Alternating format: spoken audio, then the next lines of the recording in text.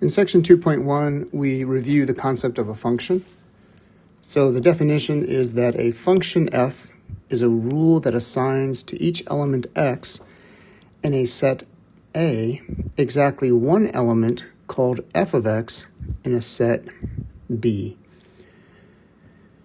So basically what's happening is we have some set of numbers that we call A and another set of numbers that we call B. And what a function does is it takes one of the numbers in set A, we'll call that number x, and it's going to do some kind of a mathematical operation to that number, and it transforms that number into a new number, which we call f of x. And that transformation is by some function f. And that function f is some kind of a rule. Now, most of you have had some kind of experience with this in the past. So, for example, you might have a rule like f of x is equal to x squared plus 3. And what this function does is it takes whatever number x you have, and the rule says you square that value of x, and then you add 3 to that value. So, for example, if the number in question was, say, x equals 3, or actually let's do x equals 5, that'd be a better choice, then f of 5 would simply be 5 squared plus 3, which would be 25 plus 3, which would be 28. So in this particular example, what happens is the number 5 gets transformed into the number 28 according to the function f of x equals x squared plus 3. Now, one of the key components of the definition of a function is that the function assigns to each element exactly one element in the second set. So let me give you a quick illustration. What you'll notice in this illustration, in the first example here, this diagram represents a function. Here you have your set A, you have a few numbers, and your function is taking each one of those numbers and it is assigning to it exactly one value in the second set here. So notice that x equals 1 and x equals 2 both go to the same value, but that's okay. That can happen in a function. Okay, you can have two of your input values going to the same output value. However, what can't happen is what happens in the second diagram. In the second diagram, notice that in your set A, you have the same four numbers, 1, 2, 3, and 4. And the number x equals 2 gets sent to two different values. That cannot happen if you have a function. So the first diagram represents a function, whereas the second diagram represents something that is not a function. Next, let's go ahead and take a look at evaluating functions. Now, this is something that, once again, most of you have probably had some experience with in the past. So evaluating a function simply means to plug in the particular value of the input and seeing what you get. So for example, here we have two functions, f of x equals x squared plus 3, and g of x equals 3x squared plus 2x minus 5. And so in the first example here, I want you to do f of the square root of 2. And what that means is you're going to replace x with the square root of 2 in this first function here. So when we do that, this is going to become the square root of 2 squared plus 3. And of course, when you square the square root of 2, you just get 2. And so this is 2 plus 3, which is 5. So f of the square root of 2 is equal to 5. In number 2, we want to do g of negative 4. So that means we need to take the number negative 4 and replace x in the g of x function. So we're going to put negative 4 into x here and also into x here. So g of negative 4 is 3 times negative 4 squared plus 2 times negative 4 minus 5. And we'll do our order of operations here. This is 3 times, and negative 4 squared is positive 16.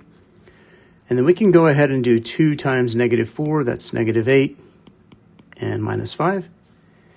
And completing this here, we have 3 times 16, which is 48, minus 8, minus 5, and that is 35.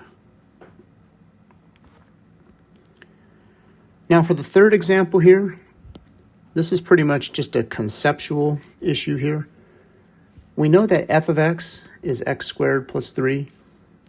So now the question is, what is f of a? Well, this is nothing more than a change of variable.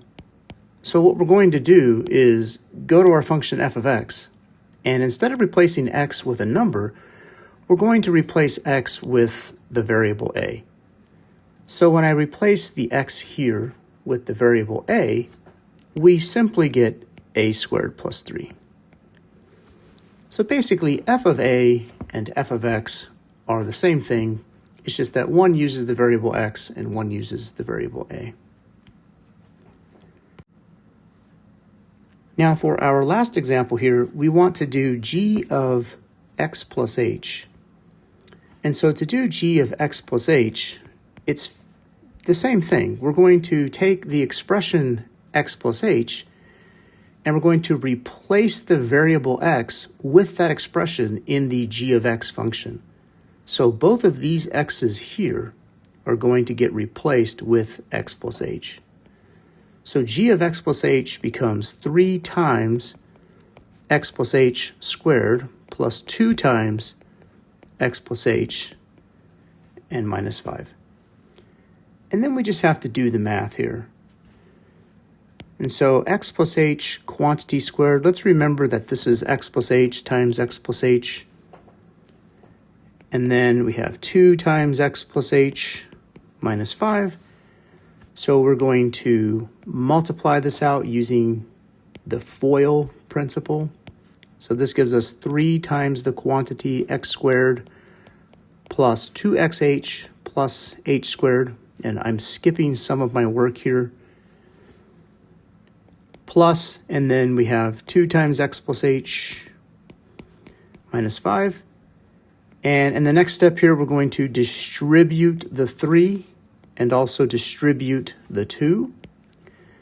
And this will give us 3x squared plus 6xh plus 3h squared plus 2x plus 2h minus 5.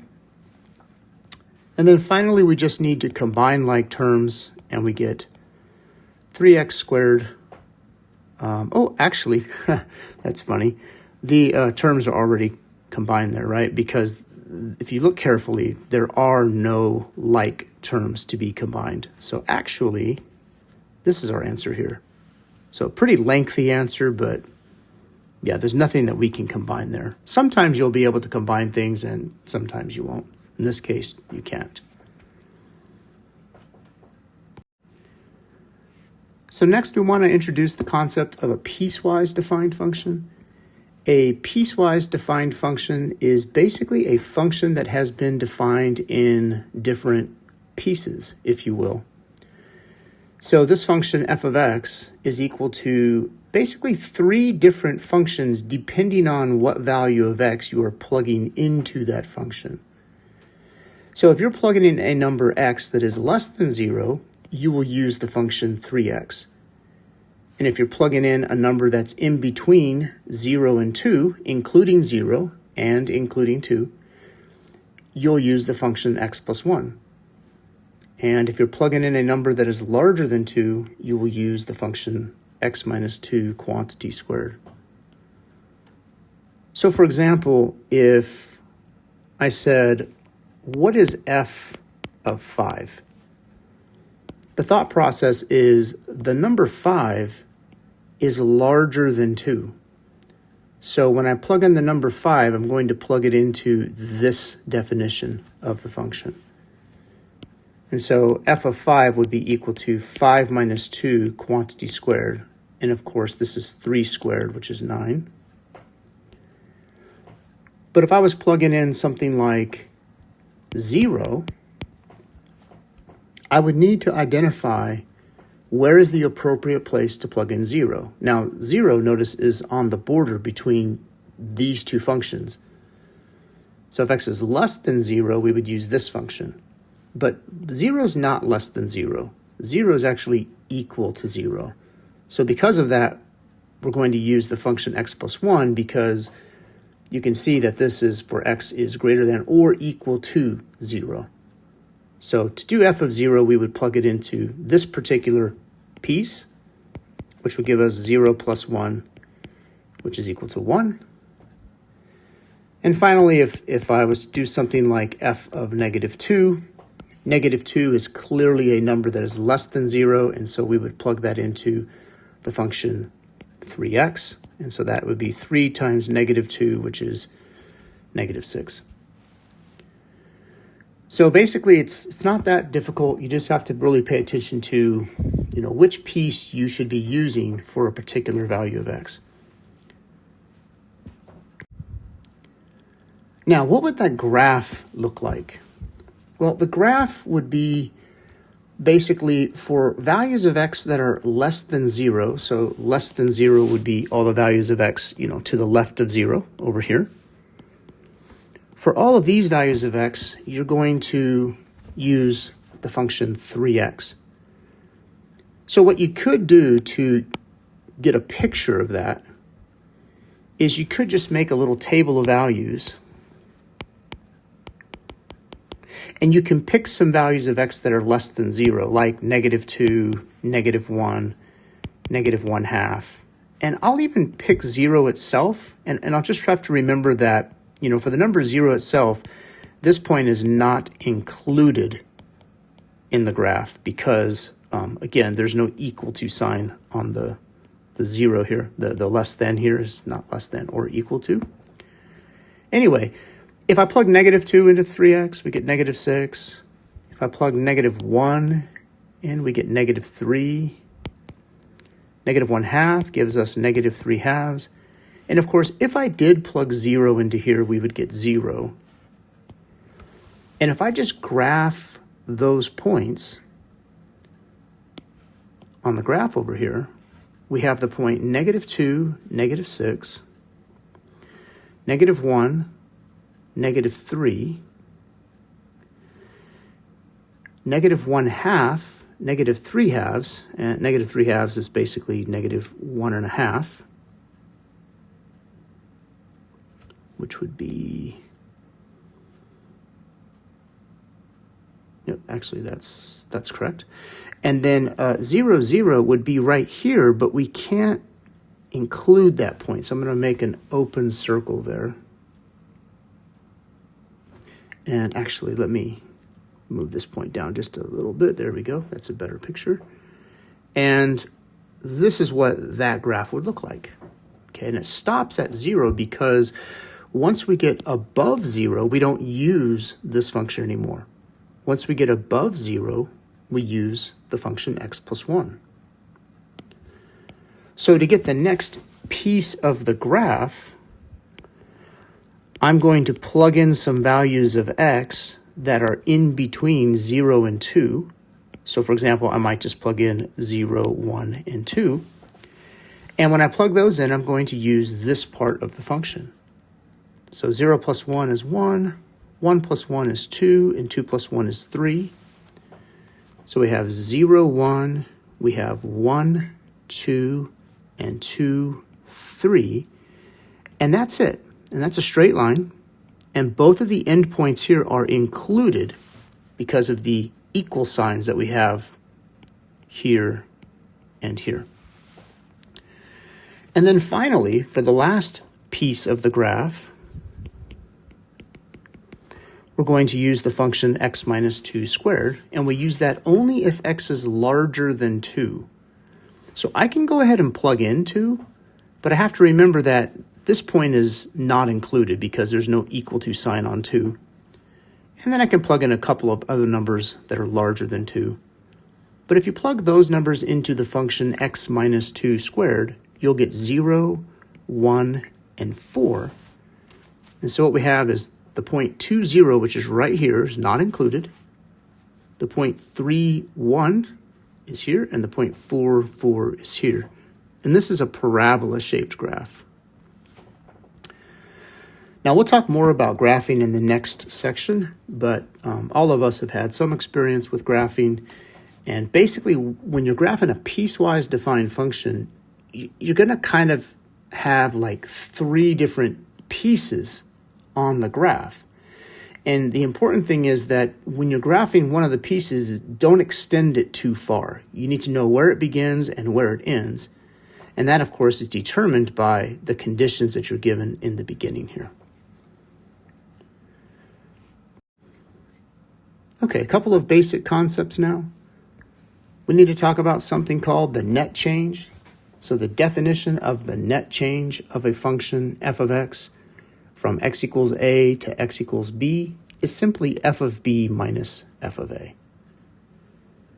So if I have a function f of x equals x squared minus 1, and I want to find the net change from x equals 2 to x equals 4, the definition above there says to do this, we need to do f of 4 minus f of 2. Now, f of 4, to do that, we have to plug 4 into the function. So it's going to be 4 squared minus 1 minus, and then f of 2, we need to plug 2 into the function. And that's going to be 2 squared minus 1. And then we just need to do the math there. So 4 squared minus 1 is 15.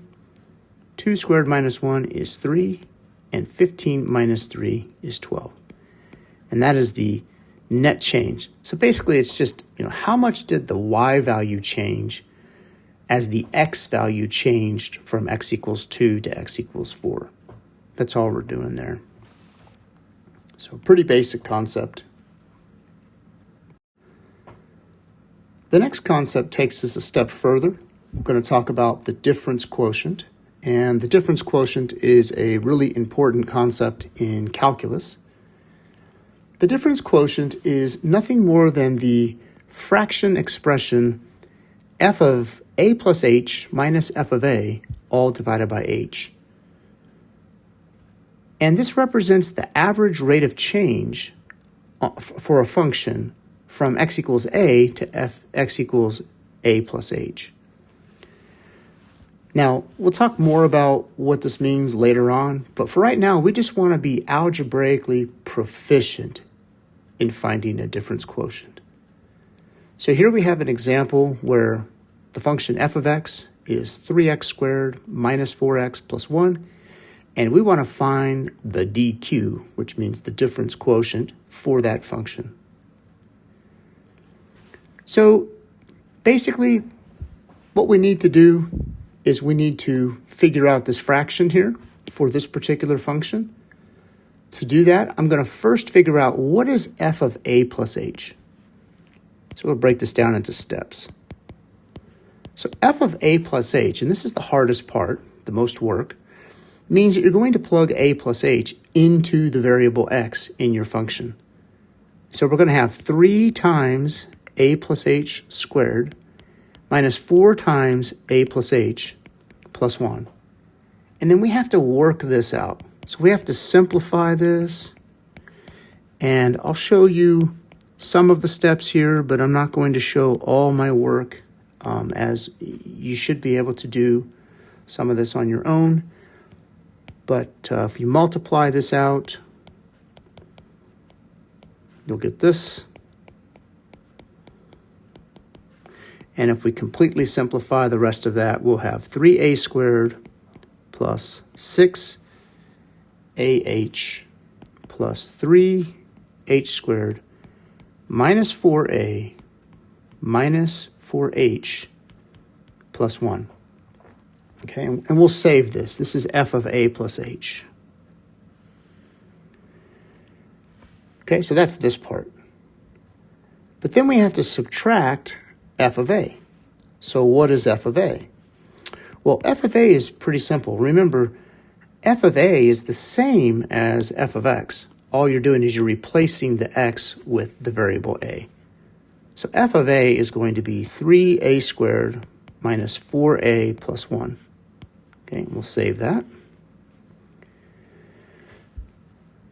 Now, once you have f of a plus h and f of a, you need to subtract those two things. So this is why it's called the difference quotient. Difference means to subtract. So we're going to take this expression here, and we're going to subtract this expression here. So f of a plus h minus f of a is going to be this expression up above here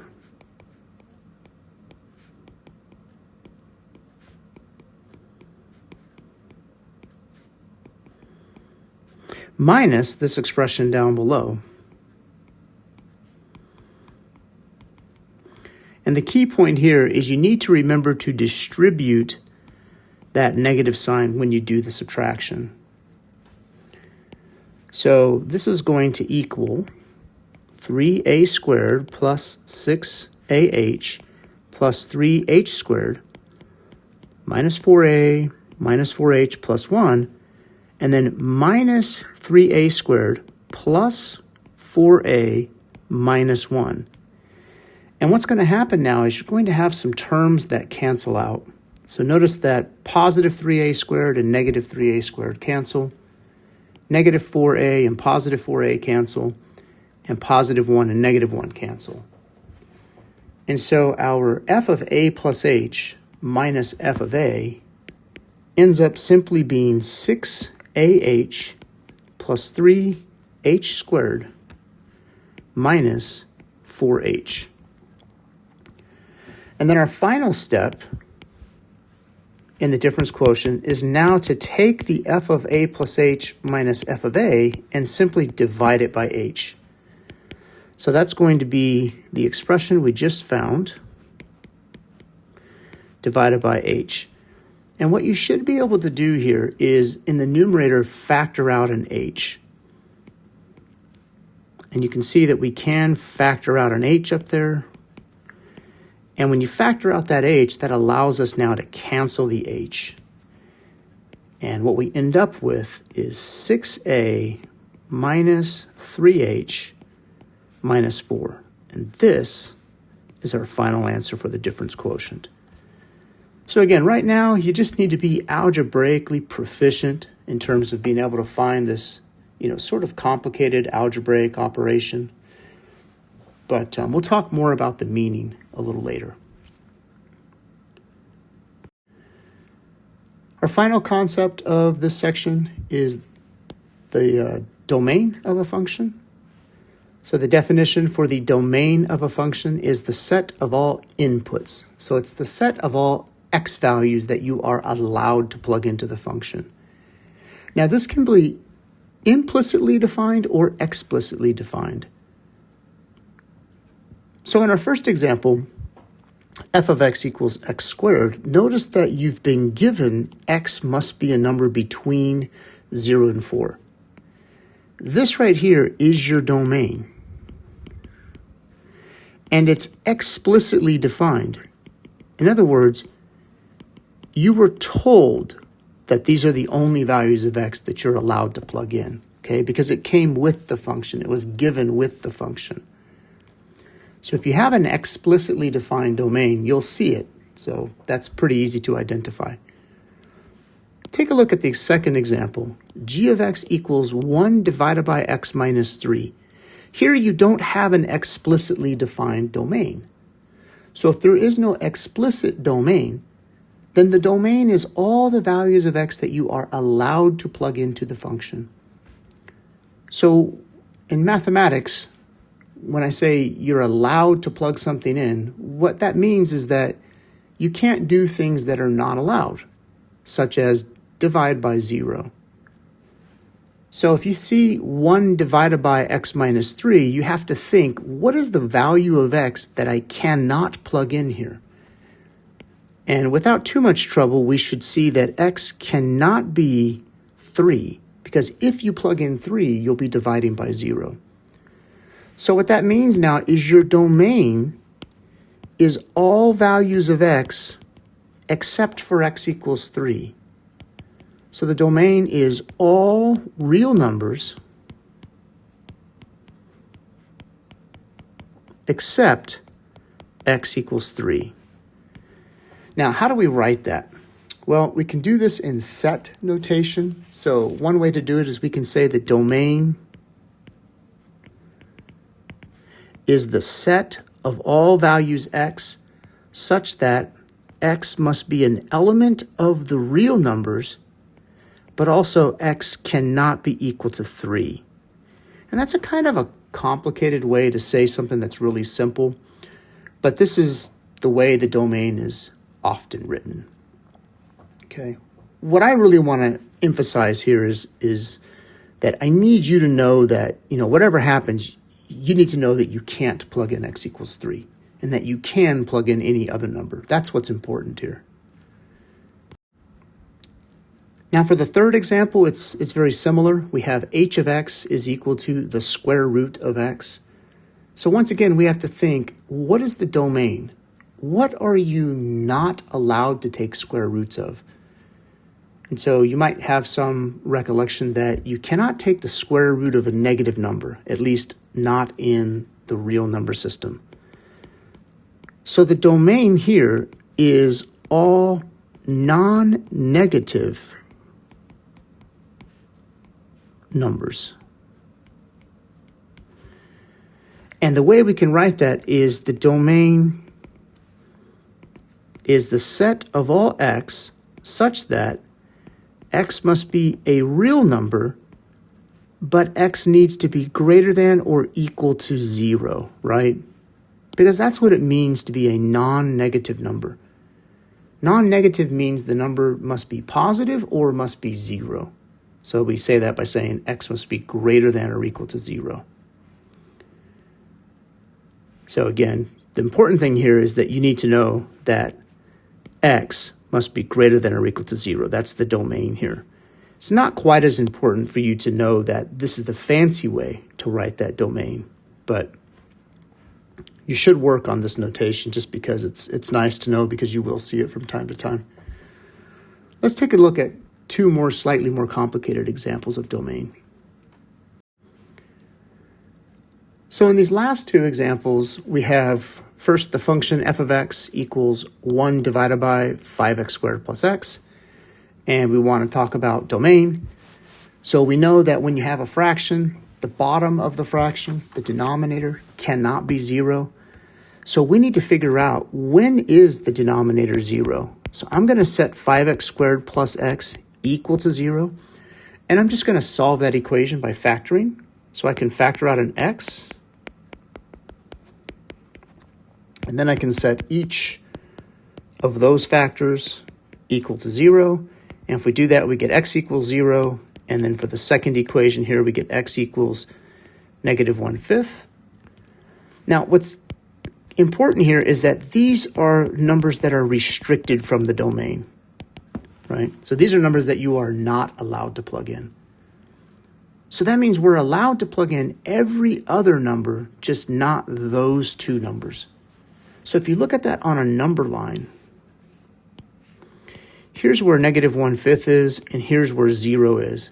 And we're allowed to plug in any number to the left of negative 1/5. We're allowed to plug in any number in between negative 1/5 and 0. And we're allowed to plug in any number to the right of 0. So when you have this kind of a situation, the best way to indicate the domain is normally by using interval notation. And so here is how we would write the domain for that particular function.